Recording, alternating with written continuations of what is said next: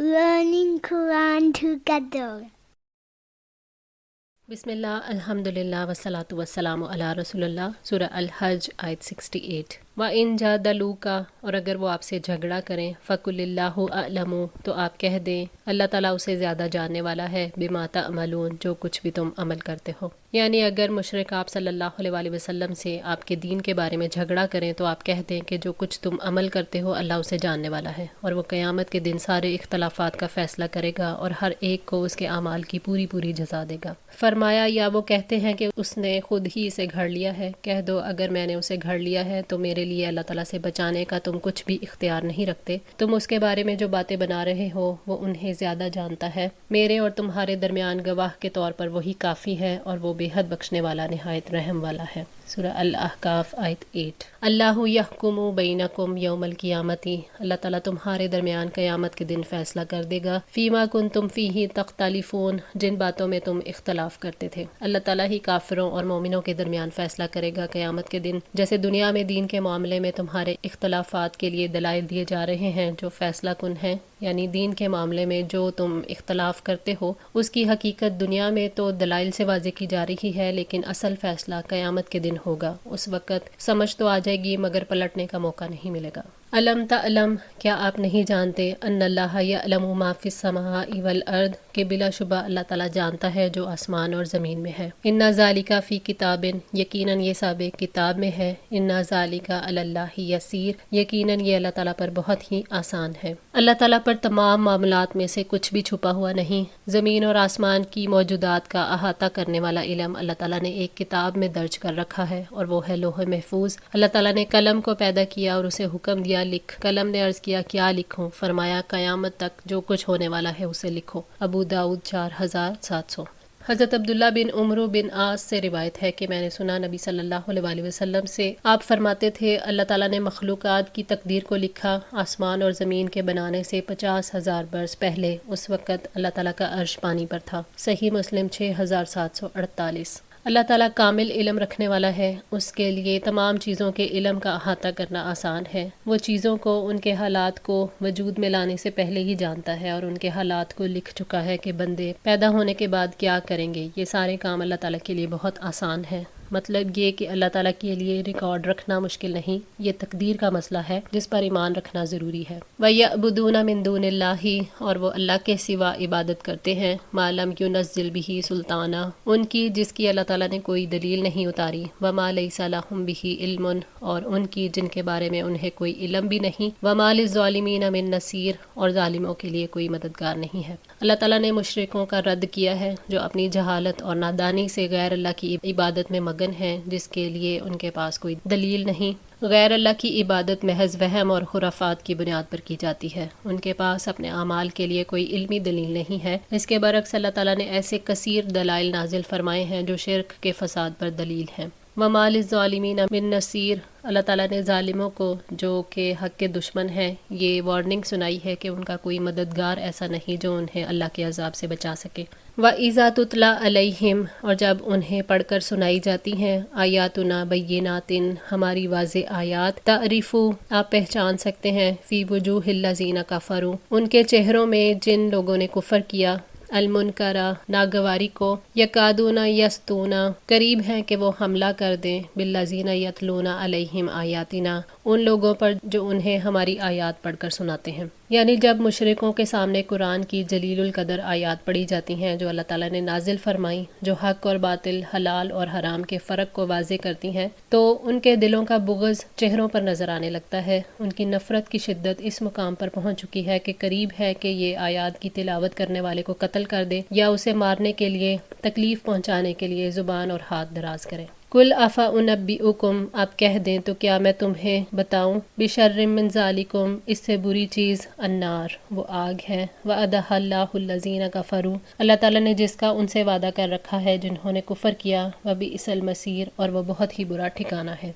काफिरों के बारे में अल्लाह ताला ने वाज़े फरमाया कि आप फरमा दें कि मैं तुम्हें इससे ज़्यादा बदतर चीज़ के बारे में खबर देता हूँ, और वो आग है जिसका अजाब काफिरों और मुशरिकों के लिए है जो बहुत ख़तरनाक है, जिसकी तकलीफ़ें बढ़ती ही रहेंगी। अल्लाह ताला ने काफिरों से उस आग का वादा कर रखा है وبئس المصیر یعنی جہنم جو بہت ہی برا ٹھکانہ ہے، بدترین منزل اور خطرناک قرارگاہ ہے۔ اللہ تعالیٰ نے فرمایا انہا ساءت مستقرم و مقامہ، بلا شبہ وہ بہت ہی بری ٹھہرنے کی جگہ اور اقامت کی جگہ ہے۔ سورہ الفرقان 66۔ یا ایھا الناس، اے لوگو، ضریبا مثلن، ایک مثال بیان کی جاتی ہے، فاستمعوا لہ، سو اسے غور سے سنو، ان الذین تدعون من دون اللہ، یقیناً وہ جنہیں تم اللہ کے سوا پکارتے ہو، لن یخلقوا ذبابا، ہرگز نہیں وہ پیدا کر سکتے ایک مکھی، ولو اجتمعوا لہ، اگرچہ وہ سب اس کے لیے جمع ہو جائیں۔ اللہ تعالیٰ نے بتوں کی عبادت کرنے والوں کی عقلی کمزوری اور بتوں کی عبادت کی حقارت بیان کرنے کے لیے ایک مثال دی ہے۔ اس بیان کو غور سے سنو اور اسے سمجھنے کی کوشش کرو۔ یہ خطاب مومنوں سے بھی ہے،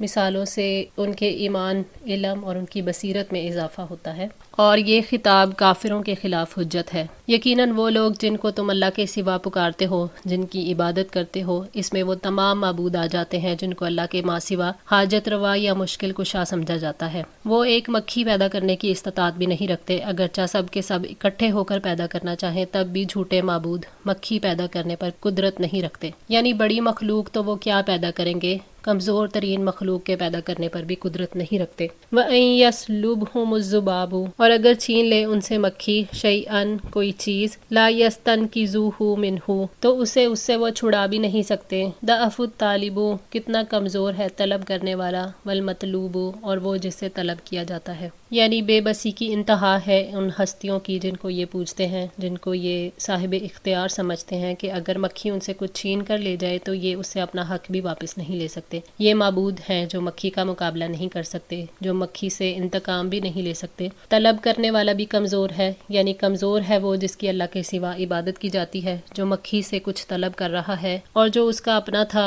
مکھی چھین کر لے گئی ہے، اور جس سے طلب کیا گیا وہ بھی کمزور ہے، یعنی مکھی جو بت سے یا جھوٹے معبود سے کچھ چھین کر لے گئی ہے۔ بت اور مکھی دونوں ہی کمزور ہیں، اور ان دونوں سے کمزور وہ ہیں جنہوں نے اللہ تعالیٰ کے مقام پر بتوں اور جھوٹے معبودوں کو فائز کر رکھا ہے۔ ما قدر اللہ، انہوں نے اللہ تعالیٰ کی قدر ہی نہ کی، حق کا قدری ہی، جیسا کہ اس کی قدر کا حق ہے۔ ان اللہ لقوی عزیز، یقیناً اللہ تعالیٰ بڑی قوت والا، سب پر غالب ہے۔ لوگوں نے اللہ تعالیٰ کی عظمت، اس کا مقام اور مرتبہ ہی نہیں پہچانا۔ لوگ اللہ تعالیٰ کی قدرت نہیں پہچانتے، حالانکہ اللہ تعالیٰ کی قدرت کے آثار دیکھتے ہیں، اس کے ساتھ ایسے معبودوں کو شریک کرتے ہیں جو مکھی کا مقابلہ نہیں کر سکتے۔ لوگ ان سے مدد طلب کرتے ہیں جن میں مدد کرنے کی قوت ہی نہیں ہے۔ لوگوں نے اللہ تعالیٰ کی قدر ہی نہیں پہچانی جیسا کہ قدر پہچاننے کا حق تھا۔ اگر اللہ کی قدرت کا اندازہ ہوتا اور علم ہوتا تو کبھی کسی کو اس کے ساتھ شریک نہ کرتے۔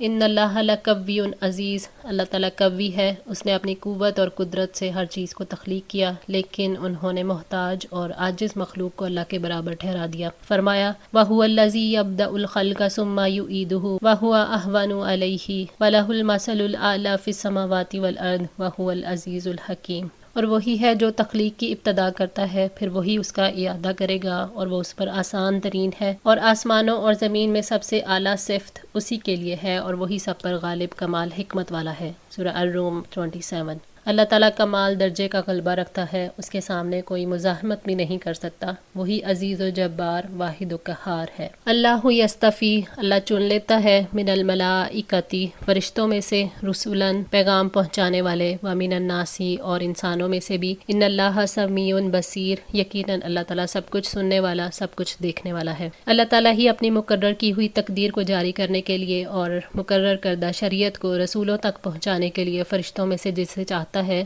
رسول منتخب فرما لیتا ہے، اور اپنے احکام لوگوں تک پہنچانے کے لیے لوگوں میں سے جس کو چاہتا ہے چھانٹ لیتا ہے۔ یقیناً اللہ تعالیٰ سب کچھ سننے والا، سب کچھ دیکھنے والا ہے، اپنی مخلوق کے حالات کو وہ دیکھتا ہے اور ان کی ضرورت کے تقاضے کے مطابق ان میں سے رسول منتخب کرتا ہے۔ وہ جسے چاہتا ہے اپنی نمائندگی کے لیے منتخب کرتا ہے، وہ جانتا ہے کہ اس کی رسالت کا مستحق کون ہے۔ اللہ تعالیٰ سمیع و بصیر ہے، وہی کامل قدرت اور اختیارات رکھتا ہے۔ یعلم ما بین ایدیہم، وہ جانتا ہے جو کچھ ان کے آگے ہے، وما خلفہم، اور جو کچھ ان کے پیچھے ہے، وإلی اللہ ترجع الامور، اور سارے معاملات اللہ تعالیٰ ہی کی طرف لوٹائے جاتے ہیں۔ یعنی وہ اپنے کامل علم کی وجہ سے فرشتوں اور رسولوں کے احوال کو جانتا ہے، جو گزر چکا اور جو آئے گا کچھ بھی اس سے چھپا ہوا نہیں ہے۔ اللہ تعالیٰ جانتا ہے کہ پیغمبروں تک کیا پہنچا، انہوں نے کہاں تک تبلیغ کا حق ادا کیا۔ اس نے اپنے علم کی بنیاد پر رسالت کے لیے لوگوں کا انتخاب فرمایا۔ اللہ اعلم حیث یجعل رسالتہ، یعنی اللہ تعالیٰ زیادہ جاننے والا ہے جہاں وہ اپنی رسالت رکھتا ہے۔ سورہ انعام 124۔ جو لوگوں کے سامنے ہوتا ہے یا پیچھے، خفیہ ہو یا ظاہر، ہر ایک چیز پر اللہ تعالیٰ کا علم محیط ہے۔ اللہ تعالیٰ ہی کی طرف دنیا کے سارے معاملات لوٹائے جاتے ہیں، جیسے اس نے ابتدا کی تھی اسی طرح دوبارہ بھی بنائے گا۔ اللہ تعالیٰ نے شعور دلایا ہے کہ جب لوٹنا اللہ کی طرف ہے تو اس کے عذاب سے کیسے بچو گے، اس کی نافرمانی کر کے تم کہاں جاؤ گے۔ یا ایھا الذین آمنو، اے لوگو جو ایمان لائے ہو، ارکعوا، رکوع کرو، واسجدوا، اور سجدہ کرو، وعبدوا ربکم، اور اپنے رب کی عبادت کرو، وافعلوا الخیر، اور نیک کام کرو، لعلکم تفلحون، تاکہ تم کامیاب ہو جاؤ۔ اللہ تعالیٰ نے ایمان والوں کو نماز کا حکم دیا ہے کہ اپنی نمازوں میں رکوع اور سجود کا اہتمام کرو اور اپنے رب کی عبادت کرو۔ اپنے قول و فعل میں اللہ تعالیٰ کی پسند کو لازم کر لو، چاہے ظاہری معاملات میں ہو یا باطنی۔ عبادت اللہ تعالیٰ کی غلامی ہے جو پوری زندگی کو اپنی لپیٹ میں لے لیتی ہے۔ انسانی زندگی میں ہر وہ کام جو اللہ کی رضا کے لیے، اس کے حکم کے مطابق اور نبی صلی اللہ علیہ وآلہ وسلم کی اتباع میں کیا جائے، عبادت ہے۔ نیت سے، ارادے سے ہر کام، ہر سوچ عبادت بن سکتی ہے۔ اور نیک کام کرو تاکہ تم کامیاب ہو جاؤ، یعنی اللہ کے عذاب سے بچ جاؤ۔ وجاہدوا فی اللہ، اور اللہ کی راہ میں جہاد کرو، حق جہادہ، جیسا کہ اس کے جہاد کرنے کا حق ہے۔ اللہ تعالیٰ کے راستے میں جہاد یہ ہے کہ اللہ تعالیٰ کے دین کو پوری طرح نافذ کیا جائے، مخلوق کو ہر طریقے سے اللہ تعالیٰ کے راستے کی طرف دعوت دی جائے، اس مقصد کے لیے جس طریقے اور ذریعے کی بھی ضرورت ہو اسے اختیار کیا جائے۔ جہاد سے مراد جہاد اکبر بھی ہے جو کفار اور مشرکین سے کیا جاتا ہے۔ اس سے مراد اللہ تعالیٰ کے احکامات کو بجا لانا، اللہ کے روکے ہوئے سے رکنا بھی ہے۔ ہر وہ کوشش بھی ہے جو حق کے غلبے اور باطل کو ختم کرنے کے لیے کی جائے۔ سب سے افضل جہاد جہاد اکبر ہے، کیونکہ اس کے بغیر مسلمانوں کا تحفظ ممکن نہیں ہے۔ اللہ تعالیٰ نے اسے قیامت تک کے لیے جاری رکھنے کا حکم دیا ہے، کیونکہ اس کی ہر دور میں ضرورت پڑتی ہے۔ هو اجتباکم، اس نے تمہیں چن لیا ہے، وما جعل علیکم فی الدین من حرج، اور اس نے دین میں تم پر کوئی تنگی نہیں رکھی، یعنی اس نے ساری انسانیت کو اللہ تعالیٰ کی طرف بلانے کے لیے تمہیں چن لیا ہے۔ اللہ تعالیٰ نے دین کو آسان بنایا ہے، ایسا کوئی حکم نہیں دیا جس کو ہم پورا نہ کر سکیں۔ اس نے دشواری سے نکلنے کے لیے آسان راستے بھی بتا دیے۔ اللہ تعالیٰ نے طاقت سے زیادہ احکامات نہیں دیے، صرف انہی کاموں کا حکم دیا ہے جن کا کرنا انسان کے لیے آسان ہے، جو کام انسان کو تھکا دینے والے نہیں ہیں۔ نبی صلی اللہ علیہ وآلہ وسلم نے فرمایا، مجھے توحید والا آسان دین دے کر بھیجا گیا ہے۔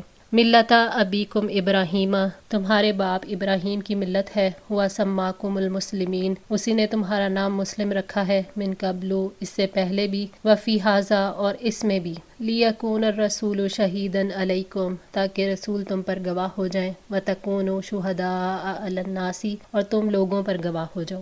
ملت ابیکم ابراہیم، عرب ابراہیم علیہ السلام ہی کی اولاد تھے۔ غیر عربی ابراہیم علیہ السلام کا احترام ایسے ہی کرتے ہیں جیسے بیٹے باپ کا احترام کرتے ہیں، اس لیے وہ سب ہی کے باپ تھے۔ نبی صلی اللہ علیہ وآلہ وسلم کے باپ تھے، یعنی آپ ان کی نسل میں سے تھے، اس لیے امت کے بھی باپ ٹھہرے، اسی لیے فرمایا کہ یہ دین تمہارے باپ ابراہیم کا دین ہے، اس کی پیروی کرو۔ ہوا سماکم المسلمین، اللہ تعالیٰ نے پچھلی کتابوں میں تمہارا نام مسلمان رکھا ہے، اور قرآن پاک میں بھی۔ مسلمان وہ ہے جو اپنی نیت اور اپنے اعمال کا رخ اللہ تعالیٰ کی طرف موڑ دیتا ہے، اس لیے یہ نام رکھا ہے تاکہ سب لوگ اپنا رخ اللہ کی طرف کر دیں، تاکہ رسول تم پر گواہ ہو جائیں، یعنی تمہارے اچھے اور برے اعمال کی گواہی دیں، اور تم لوگوں پر گواہ ہو جاؤ، یعنی تم انبیاء کے حق میں اور ان کی امتوں کے خلاف گواہی دو کہ اللہ تعالیٰ نے ان پر جو وحی نازل کی تھی انہوں نے اپنی امتوں تک وہ سارے پیغامات پہنچا دیے تھے۔ فَأَقِیمُوا الصَّلَاةَ، سو نماز قائم کرو، وَآتُوا الزَّکَاةَ، اور زکوٰۃ ادا کرو، وَاعْتَصِمُوا بِاللَّهِ، اور اللہ تعالیٰ کو مضبوطی سے پکڑ لو، ہوا مولاکم، وہی تمہارا مالک ہے، فَنِعْمَ الْمَوْلَىٰ، سو کیا ہی اچھا وہ مالک ہے، وَنِعْمَ النَّصِيرُ، اور اچھا مددگار ہے۔ یعنی نماز کو اس کے ارکان، حدود، شرائط، وقت کی پابندی اور دل کی حاضری کے ساتھ ادا کرو، اور زکوٰۃ ادا کرو۔ اللہ تعالیٰ نے مالداروں پر اپنے مال کا 40واں حصہ نکالنے کا جو حکم دیا ہے، اس فریضے کو ادا کرو، اور اللہ کے دین کو مضبوطی سے پکڑ لو، اسی سے مدد مانگ کر اسی پر بھروسہ رکھو، اسی کو اپنی طاقت سمجھو اور اسی سے امیدیں باندھو، اسی پر اعتماد کرو۔ وہی تمہارا محافظ اور تمہارا مالک ہے، تمہارے معاملات کی دیکھ بھال کرنے والا ہے۔ سو کیا ہی اچھا وہ مالک ہے اور کیا ہی اچھا مددگار ہے جو تمہیں تمہارے دشمن پر غلبہ عطا کرنے والا ہے۔ جو کوئی بھی اس سے مدد مانگتا ہے وہ اس کی مصیبتوں کو دور کر دیتا ہے، وہ بہترین مددگار ہے۔ وہی ہے کہ جو اس سے امیدیں باندھے اس کی امیدوں کو پورا کرتا ہے، جو شفا مانگے اس کو شفا دیتا ہے، جو رزق مانگے اس کو رزق دے دیتا ہے، جو ایمان اور تقوی مانگے تو وہ اسے پھر ایمان والی زندگی بسر کرواتا ہے۔ الحمدللہ، اللہ تعالیٰ کی توفیق اور مدد سے سورہ الحج آج مکمل ہوئی۔ اللہ تعالیٰ سے دعا ہے کہ ہم سب کی زندگیوں کو بھی ایمان والی زندگی بنائے، ہمیں دین پر استقامت عطا فرمائے، قرآن پاک کو مکمل پڑھنے، سمجھنے اور عمل کرنے کی توفیق عطا فرمائے، ہماری غلطیوں کو معاف فرما کر ہماری اصلاح فرمائے۔ جزاکم اللہ خیر، والسلام علیکم ورحمۃ اللہ وبرکاتہ۔